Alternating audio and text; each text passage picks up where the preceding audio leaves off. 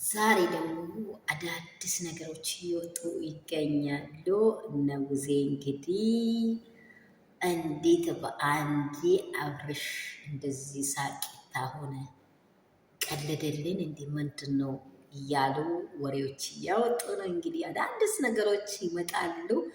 በጉጉት እንጠብቃለን። አብርሽ እንደዚህ በአንዴ ደስታውን የቀየረው ጤናውን የቀየረው ነገር ምንድን ነው እያሉ ነው።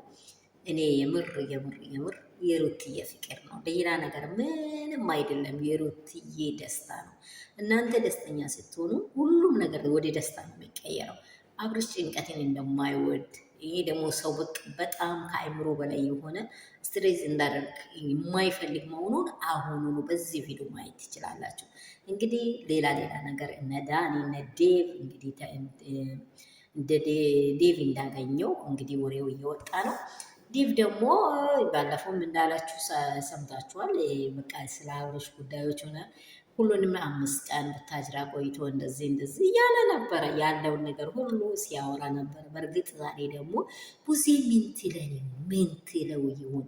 አብርሽ እንደዚህ ጤናማ ሲሆን ሩታን በቃ እንደዚህ ወቅታ የያዘችውን ሀሳብ ምን ትለው ይሆን?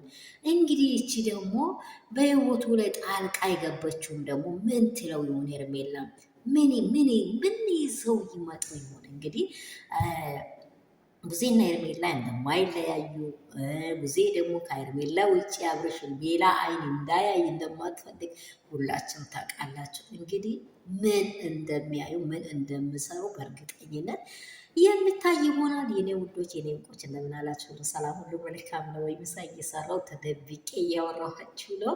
ምሳውን አቅርቤ ከዛ እቃ እስከሚያጥበው ድረስ ይህንን ኢንፎርሜሽን ለምን አልጋራም ብዬ ነው። የኔ ውዶች፣ ማታ የሆነው ድንቃ ድንቅ ነገሮች በቃ ሰውን ሁሉ አሜዚንግ አድርጓል። አብርሃምን ለከ ሰው ነው ያሰረው፣ ሰው ነው ህመም የፈጠረው፣ ሰው ነው ለአብርሃም ጠንቅ የሆነው እስከምል ደረጃ ብዙ ኮሜንታተሮች እያወሩ ነው።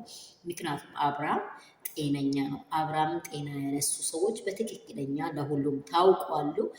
ሩትዬ ደግሞ እንዴት ያለች ምስት እንደሆነች ትናንትና ደግሞ ሩታ ቤቷን ይዛ ግብት እንዳለች የጠላት ጆሮ ይደፈን። ሰላማችሁ ብዝስስስ ትበል። ጠላት ግራ ተጋብተዋል። እንዴት ሊሆን ቻለ? ይከምን እየተባለ እግዚአብሔር ደግሞ ይመስገን። እኔ ደህና ነኝ። እናንተ እንዴት አላችሁ? ሰላማችሁ ብዝት ይበል። ይህ ቪዲዮ ቢደርሳችሁ ደግሞ ላይክ፣ ሰብስክራይብ እንዳይረሳ። ያላችሁን ሀሳብ በኮሜንት አስቀምጡ። የሩትዬ ፋሚሊዎች ሶማች ብያችኋለሁ። ያላችሁ በሰላም ብዝት ትርፍርፍ ይበልላችሁ። ድንቅ ነገሮች አሉ ደግሞ